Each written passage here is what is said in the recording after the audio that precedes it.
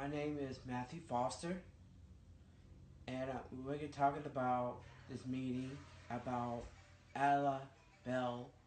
I know she is wrong for it to segregate people apart with disabilities, and it does segregate them apart, and we don't like that. We're a little disappointed in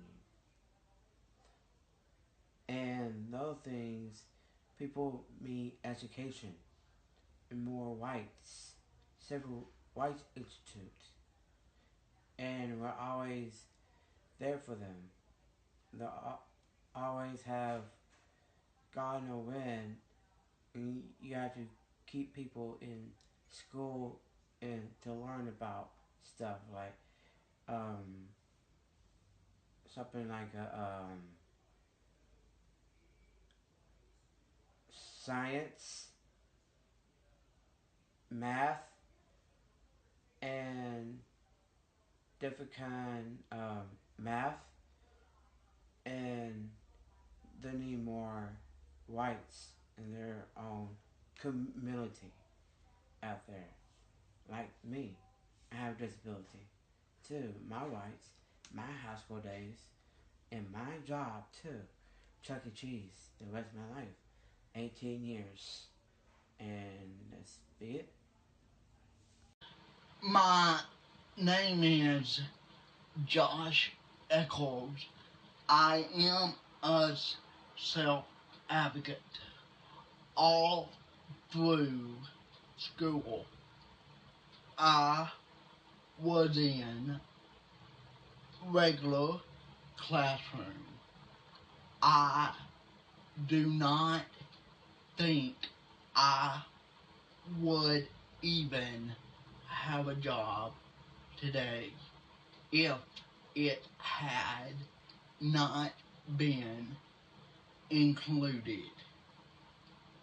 I learned so much more than academics. Please, inclusion should be our focus to move forward. How do you feel about Miss Bell's remarks regarding separating special needs students from the general student body due to the lowering test scores? Did not like it. Can you say more about that? She did not have the right to say that, and furthermore, she did not have the right to make fun of the special needs students. Yeah. All right. This happened in June, and people have asked for her resignation. How do you feel about that? I think she should be fired, and she owes the special needs young adults an apology. A formal apology. That's right. Definitely. Instead of separating special needs students from the general student body, what do you think this should be done? I think the special needs students and the student body should be together as friends. Doing everything together, like normal. Right. All right. Thank you so much. You're welcome.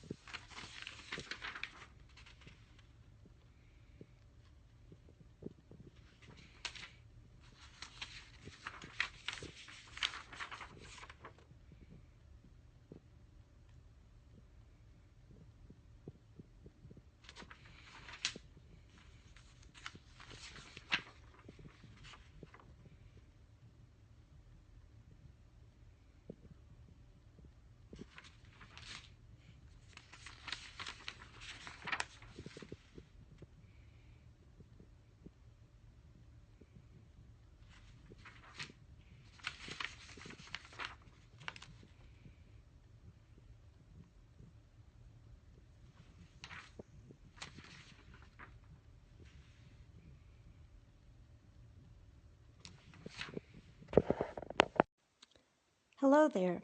My name is Allison Haynes, and I am a person with a disability as well as a self-advocate. I am here today to share with you my concerns about what was said about people with disabilities being excluded from the classroom because they are bringing down test scores in Alabama. I do not agree with this at all, and I believe that it would be a terrible idea if they were separated from people that do not have disabilities. If you think about it, if this were done, it would be you would be depriving them of their rights to be in a classroom with people that do not have disabilities, just as blacks were deprived of their rights to be included in a white classroom during the civil rights era. If you are worried about low test scores, then you need to evaluate that person and make sure that the right support system is in place for them so that they can be helped. And so that their standards can be raised high while being educated in the classroom with people that do not have disabilities. All teachers are trained in special education, but not all of them have the right support system in place for them to be able to help that child or adult. So if you're worried about it, then you need to make sure that the right support system is in place. From my own personal experience, I was actually taken out of school and homeschooled because my parents did not like the special education system that was put in place. So I was homeschooled until I received my high school degree, and I was proud of that. But homeschooling is not for everyone. Children and adults do have the right to be able to be in public school if it is what they desire. We are all fearfully and wonderfully made by God, and each of us is given that God-given right to be able to learn differently. We must honor that and not disregard it. Thank you. Hi, I'm Brittany Gore, President of People First of Jefferson County Chapter. I graduated from Homewood High School. I was in the mainstream classroom all through school with accommodations, and I did go to Learning Lab that helped me with homework and tests. I do not believe in segregated classrooms. We have rights, and one of those rights is a right to quality education. Those who are in segregated classrooms don't get the same quality education as their peers. Also, in a segregated classroom, they are not with their peers. The earlier people are exposed to individuals with disabilities, the more accepting they will be of them when they get older. Also, there is a safety concern. It has been proven that people with disabilities are at a greater risk of being victims of some type of abuse. I have been one of those victims, and it was in a segregated setting. So, let's please start putting people first. Thank you. My name is Kunal Chandra, and I go to Mountain High School. Segregation is bad because it feels like Jim Crow laws again, and no one ever wants that again. And it's already a new age. It should not be starting this again. And I hope you become nicer than before.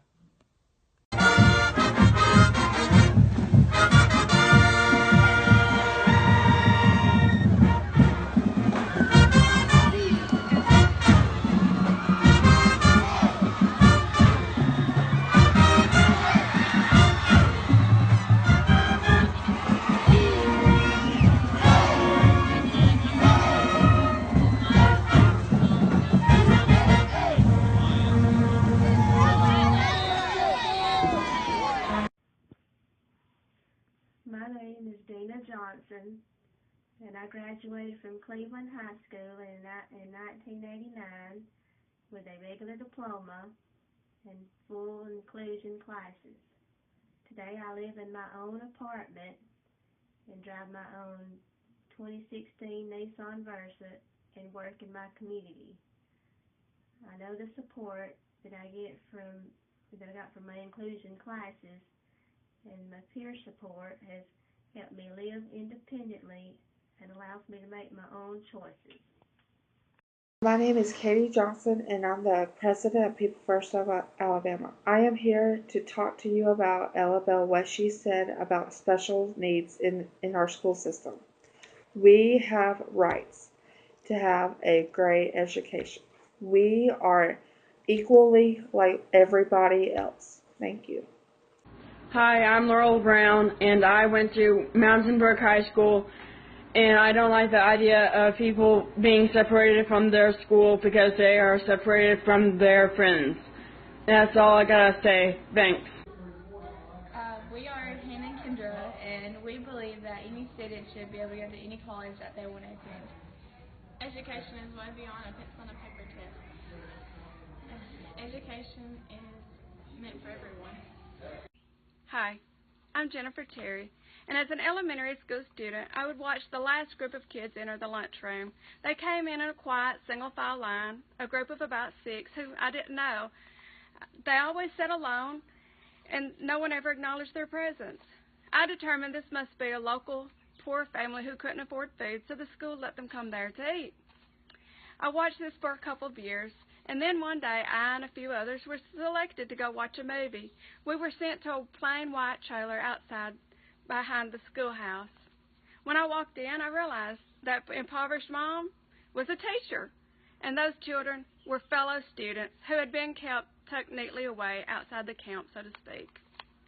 Years later, I realized I had been part of the failed reverse mainstreaming social program. Alabama schools have come a long way since the 70s. We've tried segregation, we've tried seclusion, we've tried mainstreaming and reverse mainstreaming, we've tried inclusion without resources and inclusion in name only. Those do not work.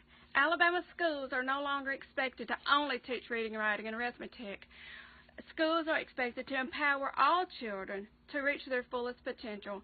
Inclusion empowers everyone. Inclusion does away with a general ed student body and a special ed student body. Inclusion gives teachers and principals one student body to target, one student body to serve, and one senior class to deliver to America. Inclusion creates leaders. Because Alabama students are more than just test scores, we need leaders who, when segregation is proffered as a solution, will not sit quietly. They will not say that is illegal. They will say that is wrong.